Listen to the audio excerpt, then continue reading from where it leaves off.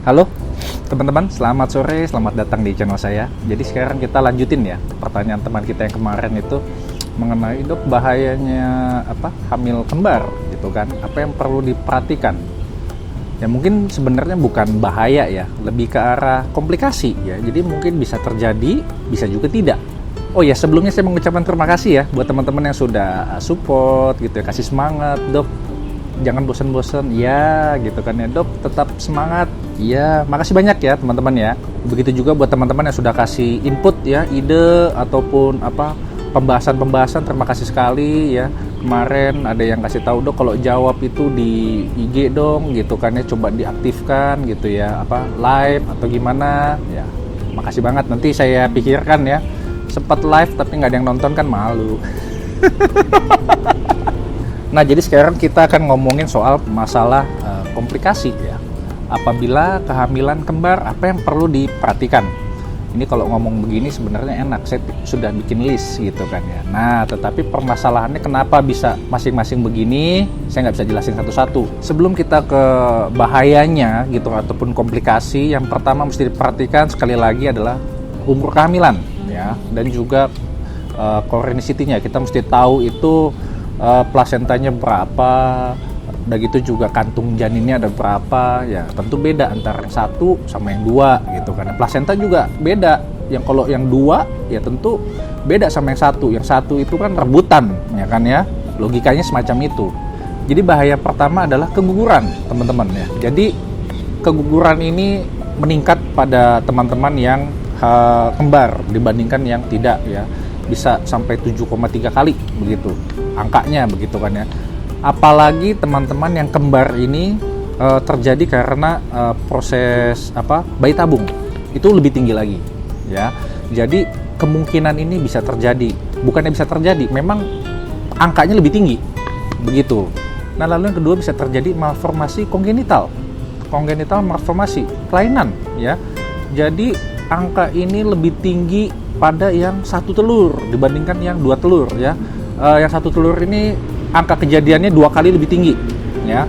Jadi contoh gampangnya aja adalah andai kata teman-teman hamil, maksudnya kan sel telurnya satu kan berkembang jadi 2 gitu kan ya. Nah, pembelahan ini kalau misalnya telat gitu kan ya, maksudnya tidak sesuai, itu bisa terjadi yang namanya kembar siam. Itu kan contoh-contoh yang banyak ya, maksudnya pembelahannya juga nggak bagus. Begitu juga dengan apabila sudah berkembang juga gitu kan ya, oh lepas, nanti kita mesti cek lagi.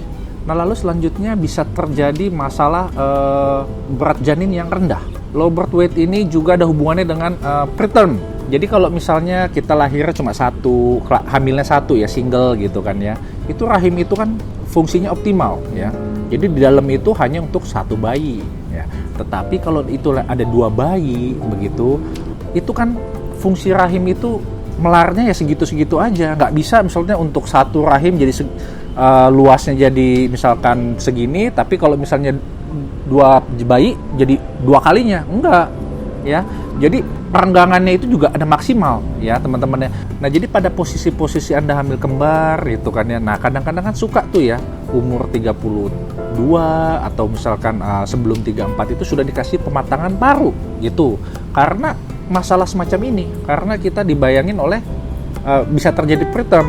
Kalau misalnya bayinya mungkin sama-sama hanya 2,5, 2,7, dua-duanya samaan, ya mungkin itu bisa sampai umur 38 gitu, sampai waktunya gitu kan ya, itu bisa ya. Tetapi kalau misalnya perkembangannya misalnya mungkin lebih dari itu gitu kan ya, sama-sama besar, nah mungkin ini posisi sudah rahimnya ya, mungkin terenggangnya ya maksimal segitu. Nah, ini yang paling penting, bisa meningkatkan angka kejadian hipertensi. Nah, kenapa ini? Karena ini ada hubungannya dengan plasenta ya. Faktor-faktor amiogenetiknya itu ya yang bikin membuat ini menjadi darah tinggi. Ini setiap minggu saya sarankan untuk melakukan cek tensi ya, karena ini bisa mengakibatkan tanpa sadar tahu-tahu teman-teman sebenarnya ada darah tinggi juga gitu. Jadi kalau kita tahu dari awal gitu ya, obatnya kan juga dikasih di awal ya. Jadi komplikasi nggak kemana-mana. Begitu sudah kembar misalkan, habis itu darah tinggi, nanti ada komplikasi yang lain, sesek segala macam, wah itu kan bahaya begitu kan ya. Lebih enak ini di awal-awal. Selanjutnya lagi juga ini ada hubungannya dengan peningkatan kadar gula darah ya. Jadi bisa terjadi diabetes ternyata. Diabetes gestasional diabetes ya. Jadi ini teman-teman yang sudah hamil juga jangan lupa check up tidak hanya tensi, tetapi juga gula darahnya diperhatikan. Begitu ya. Jadi karena kenapa? Penjelasannya nanti ya. Tetapi kadar gula ini tetap harus dijaga ya, jadi jangan sampai kemana-mana. Sekali lagi, jangan sampai terlalu tinggi ataupun gimana. Ini ada hubungannya dengan plasenta itu sendiri. Nah lalu selanjutnya ada lupa, ambil saya bacain aja ya.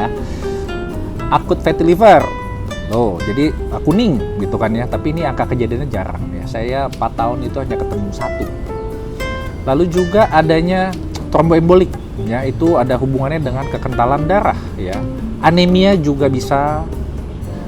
Selanjutnya malpresentasi teman-teman. Jadi memang malpresentasi ini angka kejadiannya cukup tinggi pada kembar ya, karena memang posisi janin itu mengambil tempat yang lebih luas ya.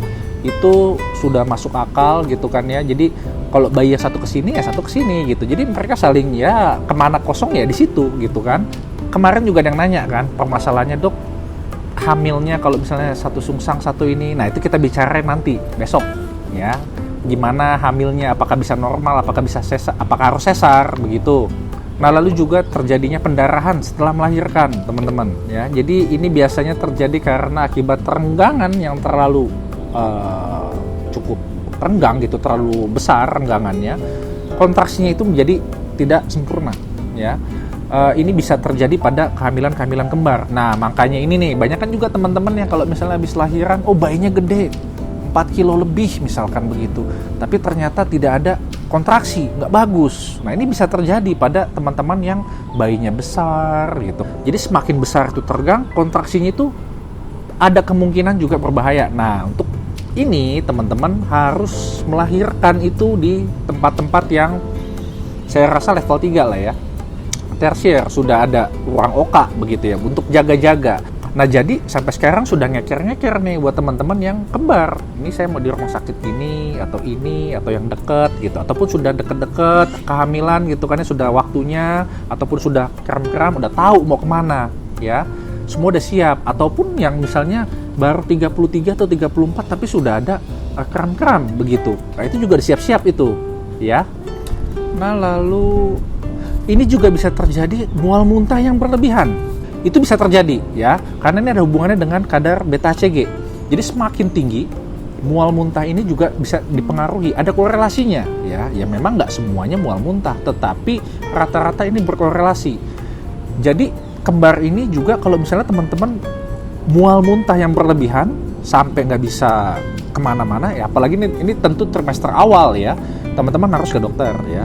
Kita cek apakah ada kurang elektrolit atau yang lain-lain, itu semua ini harus diperhatikan karena nggak bagus ke depannya nanti. Nah jadi saya rasa itu aja ya. Jadi kalau misalkan ada tambahan nanti saya tambahin ya. Jadi buat teman-teman yang baru bergabung, selamat datang. Semoga cocok dengan channel ini. Saya juga ingin mengucapkan terima kasih ya buat kakak-kakak ya yang selalu mendukung saya ya. Kak Ria, Kak Nita, Azalia, komen. Nanti saya pin nih Kak Rika Surya, Kak Susi Suswanti, Kak Ayu, makasih banyak ya Kak Ayumi juga, Kak Ul Martina juga, terima kasih banyak ya Kak ya, Kak Sera, Octavia, Kak Lina, Kak banyak, Kak Kinara juga, Cisboy ya, terima kasih banyak. Dan juga Pak Fatur Romeo, pokoknya saya mengucapkan terima kasih banyak. Untuk teman-teman lain yang saya belum sebutkan juga saya mengucapkan terima kasih banyak. Semoga video saya bermanfaat. Akhir kata saya Dr. Tana, saya mengucapkan terima kasih.